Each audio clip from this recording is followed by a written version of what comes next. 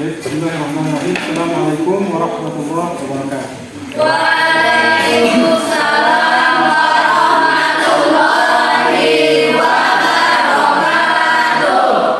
Bagaimana kabarnya anak sekalian? Alhamdulillah luar biasa. Allahu Akbar. Ada yang tidak masuk? Habis. Siapa lagi? Habis saja Pak. Habis saja Pak. Ini cuma habis saja ya? Iya. Sebelum kita mulai pembelajaran, Raul pimpin teman-temannya untuk berdoa. Baik Bapak. Baik teman-teman, sebelum memulai pelajaran, mari kita berdoa bersama. Berdoa mulai.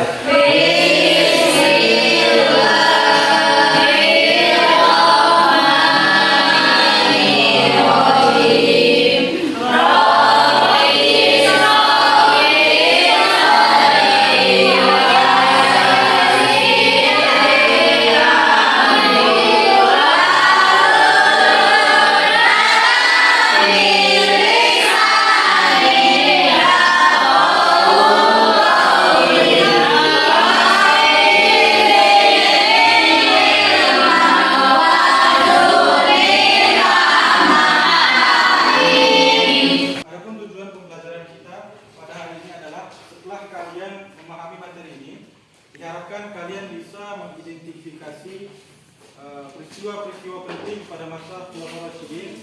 Kemudian yang kedua, kalian bisa menyimpulkan nilai-nilai keteladanan dari Khulafaur Rasyidin. Kemudian yang ketiga dan terakhir, kalian bisa menerapkan sikap toleransi dan tasamuh terhadap pendapat teman. Baik, jadi sebelum masuk ke materi, Bapak mau nanya dulu, kenapa pemerintahan Khulafaur Rasyidin ini itu bisa terkenang sampai sekarang? Ada yang bisa jawab? Saya Pak. Iya, silakan. Karena sahabat Nabi. Ya, ada lagi? Ya Pak, Ya.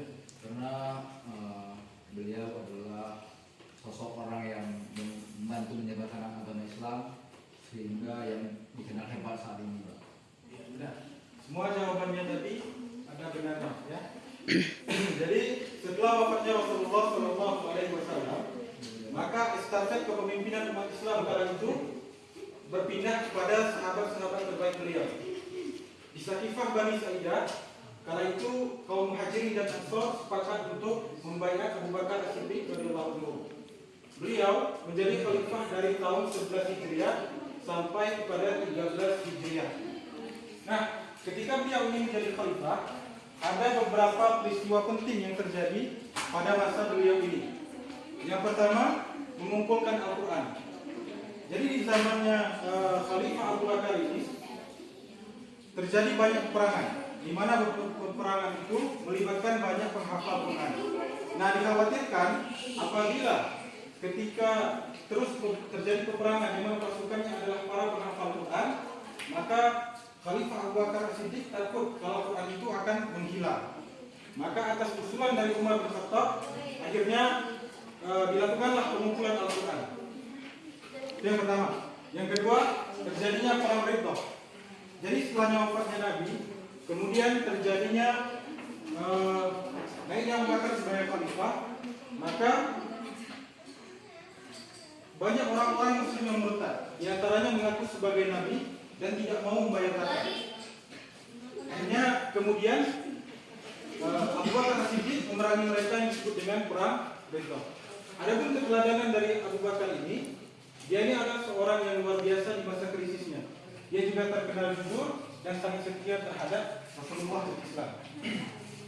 Kemudian setelah wafatnya Abu Bakar, maka naiklah Umar bin Khattab radhiyallahu anhu. Umar ini di masanya, dia fokus utamanya adalah ekspansi wilayah Islam. Jadi Umar ini punya niat yang begitu besar untuk menaklukkan negeri-negeri di luar Arab untuk menyebarkan Islam seperti Persia, Mesir, kemudian sampai kepada Syam atau Syria, Damaskus.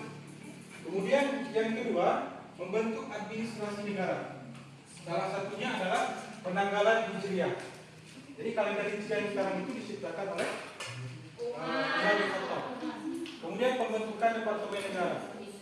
Kemudian yang ketiga, Umar ini juga membentuk yang namanya Baitul Mal.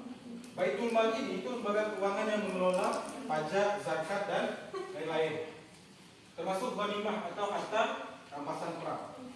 Adapun keteladanan dari Umar ini adalah orang yang adil, tegas, zuhud, dan sangat peduli dengan rakyat kecil.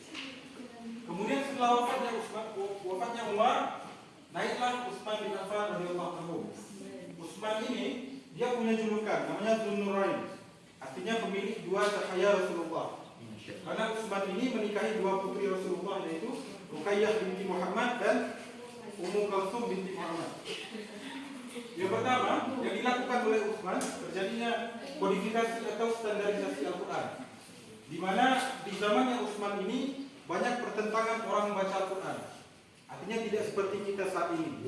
Orang baca Quran itu masih berbeda dialeknya. Akhirnya untuk mengatasi hal ini disusunlah sebuah mushaf yang disebut dengan Mushaf Utsmani. Kemudian Utsman juga memperkuat pertahanan maritim Islam. Jadi di masa khalifah sebelumnya kekuatan peperangan itu hanya jalur darat saja, seperti diperkuat pasukan berkuda di perbatasan dan lain-lain. Namun setelah naiknya Utsman bin Affan sebagai khalifah, maka beliau di bawah kepemimpinan beliau mengangkat seorang panglima yang bernama Muawiyah bin Abi Sufyan untuk memperkuat pertahanan jalur Arab. Kemudian pembangunan infrastruktur, di mana salah satunya adalah beliau merelokasi Masjid Nabawi. Nah, keteladanannya, beliau ini dikenal sebagai sosok yang sabar, lemah lembut, dan orang yang sangat dermawan. Kemudian wafatnya Utsman, naiklah Ali bin Abi Thalib radhiyallahu anhu. Nah, di zamannya Ali ini termasuk khalifah yang sangat berat cobaannya. Setelahnya terbunuhnya Utsman, maka Ali ini ketika dia naik, dia menghadapi konflik internal dengan konflik fitnah, di mana terjadi pertama kali yaitu perang sifil, di mana Ali melawan Muawiyah bin Abi Sufyan. Kemudian terjadi lagi yang namanya perang Jamal antara Ali bin Abi Thalib dengan Aisyah radhiyallahu anha. Maka setelah itu Ali ini di masa kepemimpinannya dia tetap berlaku adil dan berpegang prinsip pada kebenaran. Kemudian Ali ini juga terkenal sebagai orang yang sangat menjunjung tinggi ilmu dan hikmah, di mana Rasulullah SAW itu pernah menyebutkan Ali ini sebagai karamallahu wajhah, yaitu orang yang punya dengan karim atau hikmah Allah Subhanahu wa taala. Baik, sampai sini ada yang mau ditanyakan? Tidak ada? Tidak ada. Baik, Bapak anggap kalian sudah paham ya? Ya. Kalian akan dibagi menjadi beberapa kelompok. Kita bagi kelompoknya simpel saja dengan kelompok berdiri. Silakan satu orang ambil satu.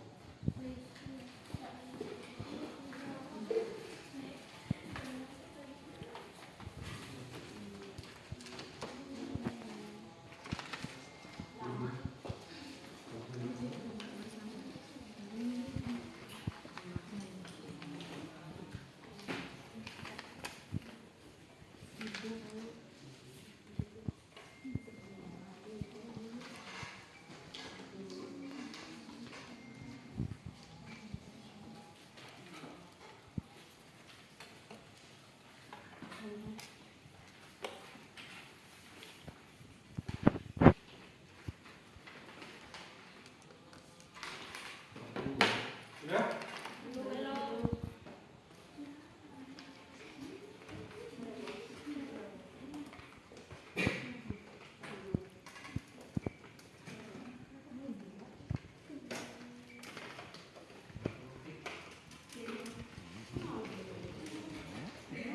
Sudah, Pak. Sudah. Silakan dibuka. Sudah. Silakan berdiri sesuai dengan kelompoknya masing-masing. Baik, guys.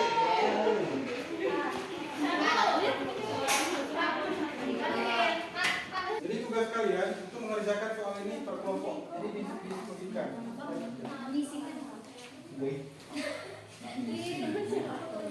Hei, dengar ya. Jadi tugas kalian itu kalau kalian nanti ketika diskusi jawabannya tepat sesuai dengan yang Bapak jelaskan tadi dan semuanya kompak berbicara semua, Bapak punya reward untuk kalian. Oke. Jadi silakan kerjakan dengan baik. Bapak beri waktu 5 menit, tidak lebih tidak kurang.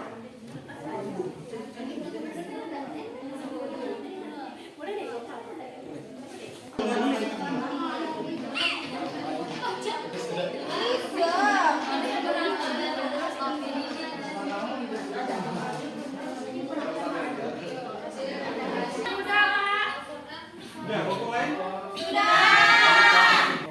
Silakan kelompok 1. Ya, semuanya duduk.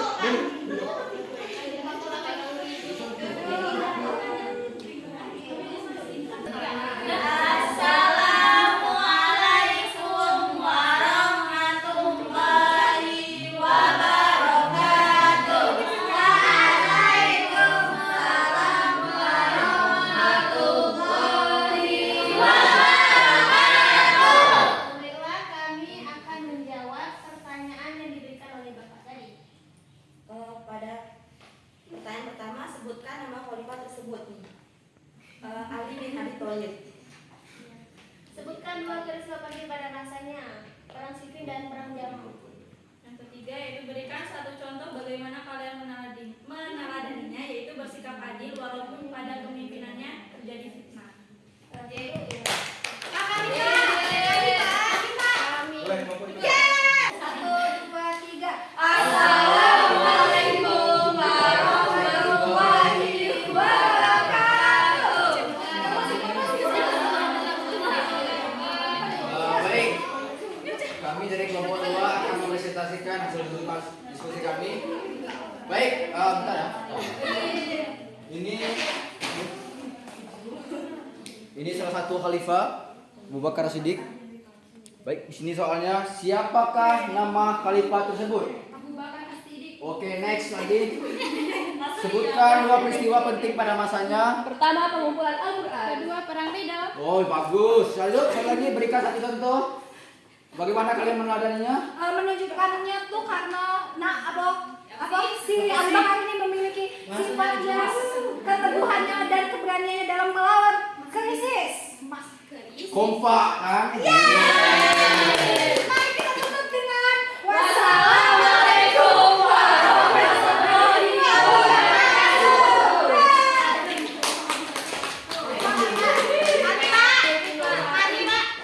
Boleh kelompok itu. Assalamualaikum warahmatullahi wabarakatuh. Waalaikumsalam warahmatullahi wabarakatuh. Baik, di sini kami mendapatkan ini ya fotonya. Nampak? Nih. Dan jadi pertanyaannya itu, siapa nama khalifah tersebut? Umar bin Sebutkan 2 peristiwa penting pada masanya. Yang pertama, Ekspansi wilayah. yang kedua, Baitul Mal. dan berikan satu contoh bagaimana kami meneladaninya. Yang pertama, Rendah hati. yang kedua, Tegas. yang ketiga, Adil. dan yang terakhir, Zuhud. kami akhiri. Wassalamualaikum warahmatullahi wabarakatuh.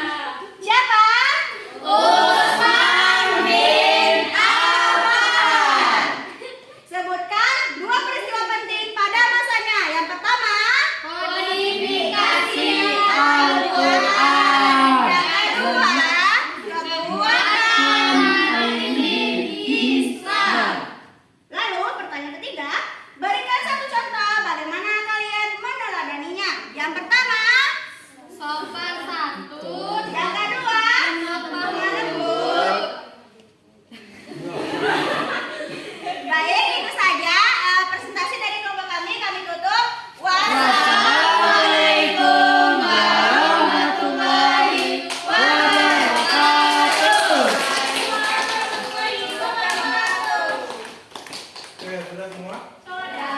Oke, silakan kembali ke tempat duduknya. Tadi Bapak sudah menilai sesuai dengan kriteria kelompok yang kompak yang tertib itu jatuh pada kelompok 2.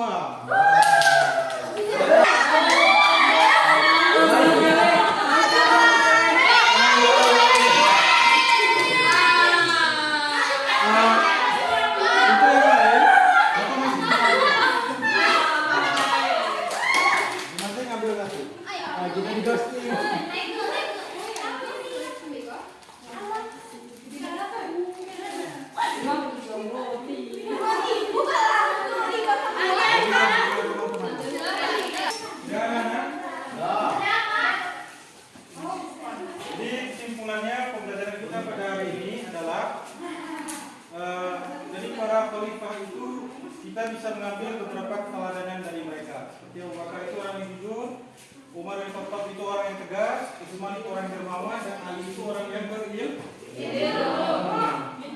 Jadi Bapak harap pembelajaran kita pada hari ini bermanfaat. Kita akan bertemu lagi di pertemuan selanjutnya. Kita akan membahas keteladanan Khalifah Abdul Malik bin Marwan. Akhiri, Assalamualaikum warahmatullahi wabarakatuh.